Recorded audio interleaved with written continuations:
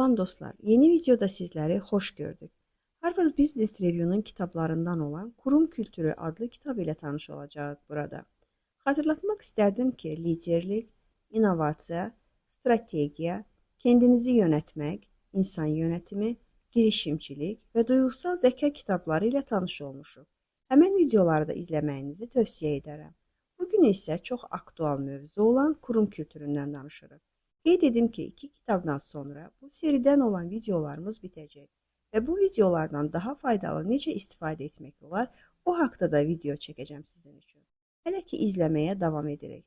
Həmişəki kimi kitabın mündəricatı ilə tanış olaq. Liderlərin kurum kültürü rəhbəri. Duyğusal kültürünüzü yönətin. Güvənin nörobilimi. Amac odaqlı bir şirkət yaratmaq. Dünyanın ən iyi iş yerini nasıl yaratırsınız? Çamura saplanan kültürel değişim. Orijinal bir kültür geliştirmenin yolları. Kültür dönüşmediğinde. Suçlu kültür değil. Kararsızlık kültürünü bertaraf etmek. Radikal değişimi sessizce gerçekleştirmek. İndi nə edirik? Videonu sona qədər dinləyirik və mən sizinlə sağollaşdıqdan sonra digər videolarda da olduğu kimi hər bir məqalənin qısa özəti olan hissəsinin kitabdan şəklini çəkib ekranda yerləşdirəcəyəm. Sizə maraqlı gələn məqalə ilə bu şəkildə tanış ola bilərsiniz. Kurum kültüründən öncə iki insan arasındakı kültür fərqindən danışaq. Olduğumuz mühitin mədəniyyətini, ətrafımızdakı insanların dəyərlərini nəzərə almaq qabiliyyəti yalnız iş həyatı üçün deyil, şəxsi həyatımızda da mühüm rol oynayır. Biz cəmiyyət içinə çıxırıqsa, mütləq şəkildə fərqli mədəniyyətlər, fərqli inanclar, dəyərlər, adətlər ilə rastlaşacağıq. Hamı eyni ola bilməz. Belə bir məcburiyyət də yoxdur. Fərqlərimiz ilə necə davranmalıyıq və ya necə davranırıq? Bəzən biz çox asan olanı o qədər çətinləşdiririk ki, hətta imkansız hala gətiririk. Baxırsan ki, 2 normal insan, 2 yaxşı insan, 2 həkim, 2 müəllim, 2 yoldaşdırlar və normal münasibətləri saxlamaq olar. Sadəcə inancları fərqlidir. Bu fərq üzündən paylaşdıkları ortamı və ya balaca bir otağı bir-birləri üçün zindana çevirirlər. Hətta bu fərqi düşmənçilik həddinə qədər çatdırırlar. Axı anlaşmaq olar. O iki insan bir-birinin sərhədlərini qoruyaraq anlaşa bilərlər. Bu çox sadə etik qaydadır. Doğrudur, bəzən qarşı tərəf sərhədləri keçir. Şəxsən bunu çox yaşamışam. Hicaba görə efirlərə məhdudiyyət, işə alınmamaq kimi problemlər ilə üzləşmişəm. Hətta heç vaxt unutmaram, bir iş görüşməsində mənə belə bir təklif olundu ki, biz sizinlə işləmək istəyirik, lakin hicab əngəldir bizə. Belə bir təklif edə bilərik sizə. Gəlin iş yerində hicabınızı açın, çöldə isə bağlayarsınız, özünüz bilərsiniz. Təsəvvür edin bu qədər çirkin bir təklif. İnanın ki dostlar, bütün bu dediklərim çox incitmirdi, çox toxunmurdu. Ən çox toxunan bilirsiniz nə idi? Həkim yoldaşın və ya bir dostun, məni tanıyan birinin biliyimi, dünya görüşümü, xarakterimi bildiyi halda inancımdan dolayı cahil, savadsız müamilə etməsi olurdu. Deməli dostlar, bu hallar olub, bugün də var, görünür hər zaman da olacaq. Amma çox şükür Allaha ki, fərqli mədəniyyətlər ilə necə davranacağını bilən hikmət sahibi insanlarımız da var. Belə insanlar əsl lider, əsl yönəticidirlər. İndi qayıdaq əsas mövzumuza, kurum kültürünə. Yəni bir qurumun, bir şirkətin mədəniyyətinə. Təsəvvür edin, böyük bir şirkətdir. Fərqli mədəniyyətlərə, fərqli dəyərlərə sahib insanlar çalışır burada. Hətta şirkətin özünün ortaq dəyərləri vardır və siz bu şirkətə lider olaraq gəlmisiniz. Bu şirkəti necə idarə edərdiniz? Həqiqətən də bu çox çətindir. İlk məqalədə qeyd olunur ki, qurum rəhbərləri qurumlarının uzun ömürlü və verimli olması üçün çalışır.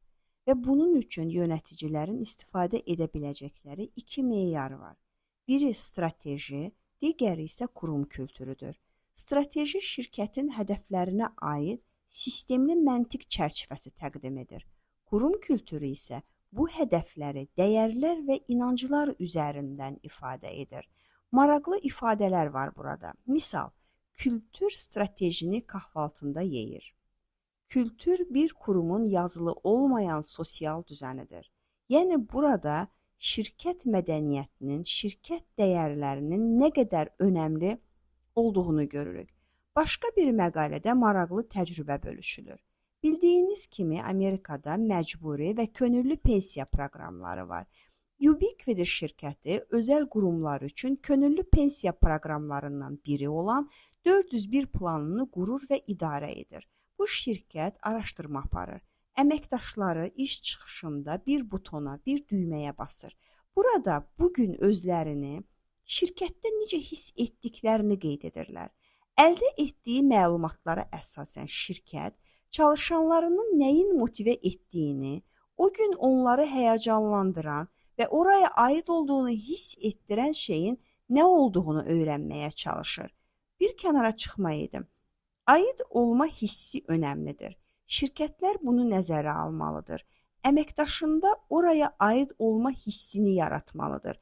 Əks halda o əməkdaş mütləq bir gün aid olduğu yeri tapacaq. Şirkət isə bunu önəmsəməsə, heç vaxt özünə aid işçilər tapmayacaq. Belə olanda isə itirən şirkət olacaq.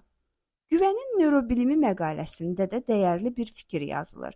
Çalışan mərkəzli bir kültür yaratmanın şirkəti iyi yöndə etkiləyəcəyi açıqdır, deyə yazır. İş yeri məmnuniyyəti satın alınamaz. Bəs bir qurum necə məmnuniyyət yaratsın? Necə etsin ki, işçi özünü bu quruma aid hiss etsin? Birlikdə səhər yeməkləri? Xeyr.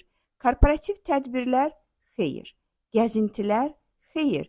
Bəs nə? Bu məqalə nə deyir axı? İş yeri məmnuniyyətini necə yaratsın şirkət? Araşdırmalar deyir ki, yapmacıq aktivitələr düzənləyincə güvən verin. Güvən.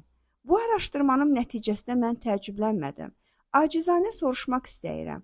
Çoxlarımızın bir iş yeri vardır. Kimin güvəni var? Və yaxud nə qədər güvəni var? Neçə nəfərimiz güvənir iş yerinə və iş yerindəki gələcəyinə? Araşdırmalar deyir ki, güvən olmayan qurumda performans aşağı olar. Bir çox şirkətlərimizin uğursuzluğunun səbəbi bu ola bilərmi? Bəlkə yalan gülüşlərin, pafoslu paylaşımların arxasında gizlənməkdən vaz keçməliyik. Hər nə qədər işçinin əməyi önəmsənilməsə də, əziz qurum rəhbərləri, sizin işinizi görən o işçilərdir.